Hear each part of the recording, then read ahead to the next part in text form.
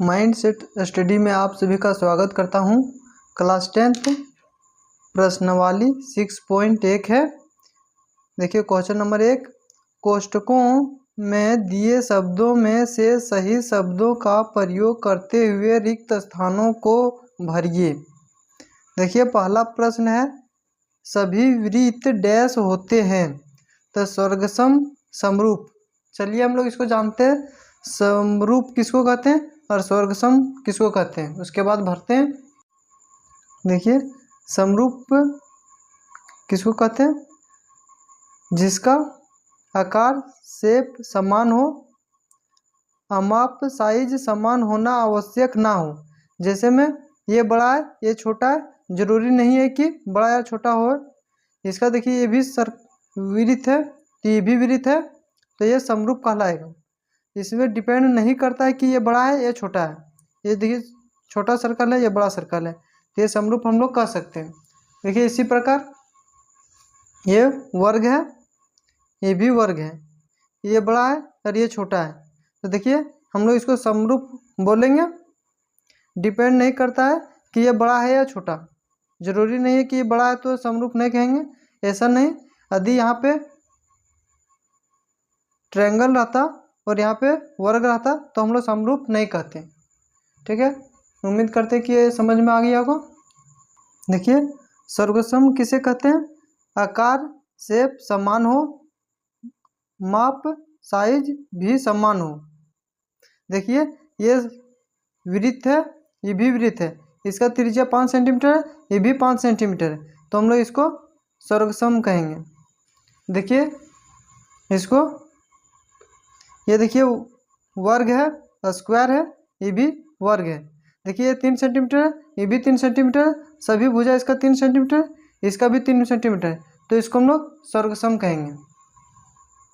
प्रश्नावली 6.1 का question number 1 है, कोष्टकों में दिए शब्दों में से सही शब्दों का प्रयोग करते हुए रिक्त स्थानों को भरिए। देखिए पहला प्रश्न है, सभी वृत्त डैश होते हैं, तो हम लोग स्वर्गसम या समरूप है, तो देखिए हम लोग इसको समरूप बोलते हैं, तो हम लोग लिखेंगे 1 का समरूप। देखिए 1 का 1 होगा उत्तर, क्या होगा, समरूप होगा।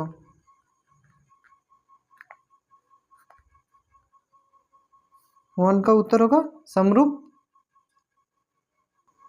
यहाँ पे देखिए दूसरा प्रश्न है, सभी वर्ग डैश होते हैं, तो देखिए सभी वर्ग होते हैं समरूप होते हैं, तो हम लोग समरूप लिखेंगे। देखिए दूसरा का हल है, उत्तर है, ये हो जाएगा समरूप, समरूप होगा। देखिए तीसरा प्रश्न है, सभी डैश त्रिभुज समरूप होते हैं। ठीक है, देखिए यहाँ समद्विबाहु त्रिभुज और समबाहु त्रिभुज, हम लोग समझते हैं समद्विबाहु त्रिभुज किसको कहते हैं और समबाहु त्रिभुज किसको कहते हैं। यहाँ पे देखिए समद्विबाहु त्रिभुज किसको कहते हैं, जैसे वैसा त्रिभुज जिसका 2 भुजा समान होता है उसे समद्विबाहु त्रिभुज कहते हैं। जैसे में यहाँ पे देखिए ये 2 मीटर है, तो ये भी 2 मीटर रहेगा, ये दोनों भुजा समान होता है उसे समद्विबाहु त्रिभुज कहते हैं। समबाहु त्रिभुज किसे कहते हैं, वैसा त्रिभुज जिसका तीनों भुजा समान होता है उसे समद्विबाहु त्रिभुज कहते हैं। देखिए ये भुजा ए बी 3 सेंटीमीटर है, ये सी 3 सेंटीमीटर है, बी सी 3 सेंटीमीटर, देखिए तीनों भुजा समान है तो इसे समद्विबाहु त्रिभुज कहेंगे। देखिए तीसरा प्रश्न है, सभी डैश त्रिभुज समरूप होते हैं, तो देखिए समद्विबाहु समबाहु, तो यह हो जाएगा समबाहु, सभी समबाहु त्रिभुज समरूप होते हैं, तो हम लोग क्या भरेंगे, समबाहु। यहाँ पे देखिए तीसरा का उत्तर लिखेंगे समबाहु।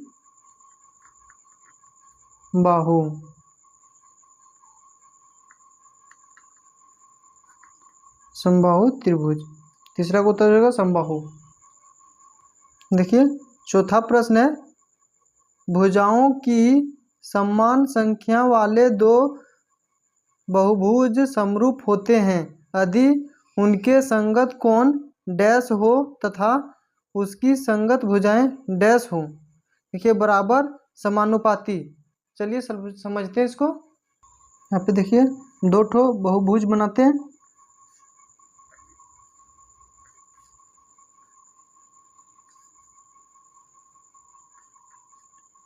देखिए ये बहुभुज है और इससे एक ठो बड़ा बनाते हैं, दो ठो बोला है समरूप। तो ये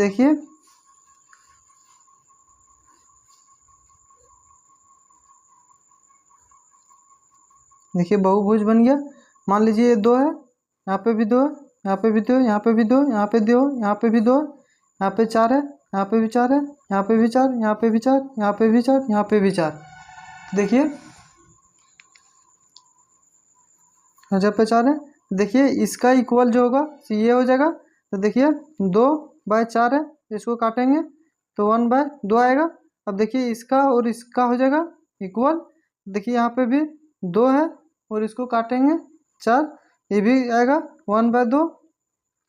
अब देखिए इसका हम लोग लेंगे तो इसका लेंगे तो यहाँ पे देखिए ये इक्वल हो जाएगा। तो यहाँ पे देखिए 2/4 है, इसको भी काटेंगे तो 1/2 आएगा।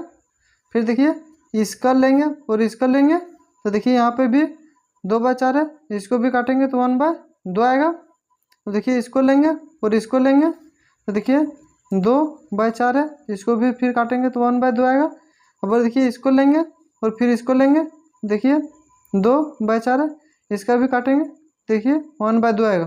तो देखिए हम लोग को सभी का मान कितना है, 1/2 आया। तो हम लोग इसको बोलेंगे समरूप। देखिए यहाँ पे सभी का मान समान आया है, 1/2, इसका भी 1/2, वहाँ भी 1/2, सबका समान आया।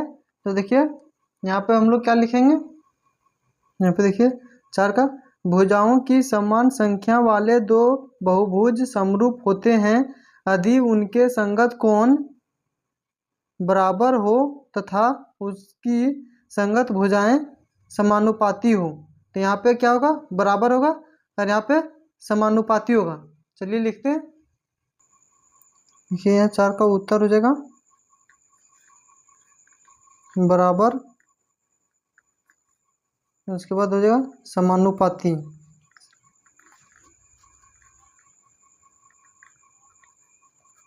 देखिए समानुपाती है। देखिए दूसरा प्रश्न है, निम्नलिखित युग्मों के दो भिन्न भिन्न उदाहरण दीजिए। देखिए पहला प्रश्न है समरूप आकृतियाँ। चलिए इसके उदाहरण देते हैं दो ठो। देखिए समरूप आकृतियाँ का उदाहरण एक है, ये वर्ग है, ये भी वर्ग है। देखिए ये वर्ग दोनों समरूप है और ये भी देखिए ये आयत है, ये भी आयत है। तो देखिए ये बड़ा है, ये छोटा है, तो हम लोग इसको बोल सकते हैं समरूप। तो देखिए दो उदाहरण है आयत का। देखिए वर्ग का सभी भुजा समान होता है, देखिए यहाँ पे भी वर्ग है, देखिए ये आयत है। देखिए दूसरा प्रश्न है, ऐसी आकृतियाँ जो समरूप नहीं है। चलिए इसका एग्जांपल दो ठो देते हैं। यहाँ पे देखिए ये विषम बाहु त्रिभुज है। विषम बाहु त्रिभुज किसको कहते हैं, वैसा त्रिभुज जिसका मान सभी, जिसका भुजा तीनों अलग अलग होता है, उसे विषम बाहु त्रिभुज कहते हैं। जैसे में देखिए ये एक है इसका, तीसरा ये दूसरा, ये तीसरा है। देखिए ये भुजा किसी का समान नहीं है, तीनों अलग अलग है। देखिए यहाँ समबाहु त्रिभुज किसको कहते हैं, वैसा भुजा जिसका तीनों भुजा समान हो। जैसे में ये इसका समान है, ये इसका समान है, ये इसका समान है, तीनों भुजा समान है तो हम लोग उसे समबाहु त्रिभुज कहते हैं। तो देखिए ये दोनों अनइक्वल है, इसलिए इसको हम लोग समरूप नहीं कहेंगे। देखिए बी का एग्जाम्पल है दूसरा, समकोण त्रिभुज। देखिए समकोण त्रिभुज किसको कहते हैं, जिसका एक कोण 90 डिग्री का होता है उसे समकोण त्रिभुज कहते हैं। देखिए 90 डिग्री है। देखिए समद्विबाहु त्रिभुज किसको कहते हैं, वैसा त्रिभुज जिसका दो भुजा समान हो उसे समद्विबाहु त्रिभुज कहते हैं। देखिए ये भुजा और ये भुजा समान हो तो इसे समद्विबाहु त्रिभुज कहेंगे। देखिए ये इसका एग्जाम्पल दोनों समान नहीं हो रहा है तो इसे समरूप नहीं कहेंगे। यहाँ पे देखिए तीसरा प्रश्न है, बताइए कि निम्नलिखित त्रिभुज समरूप है या नहीं। देखिए ये त्रिभुज दिया हुआ है, इसमें हम लोग को पूछ रहा है ये देखिए समरूप है या नहीं। चलिए हम लोग इसको चेक करते हैं। ये देखिए तीसरा का फिगर है, हम तीसरा का हम लोग हल कर रहे हैं। हल यहाँ पे देखिए एस आर है तो हम लोग यहाँ पे ऊपर में एस आर लिखेंगे। ये इसका इक्वल होगा देखिए डी सी है। देखिए एस आर कितना दिया है 1.5 सेंटीमीटर है और यहाँ पे देखिए डी सी कितना दिया है 3 सेंटीमीटर दिया है। अब देखिए ये पॉइंट हटाएंगे तो यहाँ पे आएगा 0, तो देखिए 30 हो जाएगा। हम लोग देखिए इसको काट देंगे तो कितना 1/2 आएगा। इसी प्रकार से देखिए एस पी तो यहाँ पे इसका देखिए डी ये लेंगे। अब देखिए ये 1.5 है, यहाँ पे 3 सेंटीमीटर है। ये पॉइंट हटाएंगे 0 आएगा, इसे फिर काटेंगे तो कितना आएगा 1/2 आएगा। तो इसी प्रकार से हम लोग सभी भुजा के निकालते हैं। देखिए पी क्यू ले रहे हैं तो पी क्यू ये बी का इक्वल होगा। देखिए पी क्यू कितना दिया है 1.5 है तो 1.5 लिखेंगे। अब देखिए बी ये बी कितना दिया 3 सेंटीमीटर 3 लिखेंगे। ये पॉइंट हटाएंगे तो 0 आता है। अब देखिए इसको काटेंगे तो 1/2 आएगा। इसी प्रकार यहाँ पे भी देखेंगे R Q by C B. देखिए आर क्यू कितना दिया 1.5 सेंटीमीटर तो 1.5 सेंटीमीटर लेंगे। यहाँ पे देखिए सी आर दिया बी दिया 3 सेंटीमीटर लेंगे। अब देखिए पॉइंट हटाएंगे तो 0 आएगा। अब इसको काटेंगे तो 1/2 आएगा। देखिए सभी भुजा इसका समान है लेकिन इसका देखिए कोण यहाँ पे 90 डिग्री है लेकिन यहाँ पे कोण इसका पता नहीं है तो ये समरूप नहीं होगा। देखिए नहीं क्योंकि संगत भुजाएं समानुपाती है परंतु कोणों का माप समान नहीं है, इसलिए हम लोग इसको बोलेंगे समरूप नहीं है। तो देखिए ये समरूप नहीं है। आप इसे नोट करना चाहते हैं तो नोट कर सकते हैं।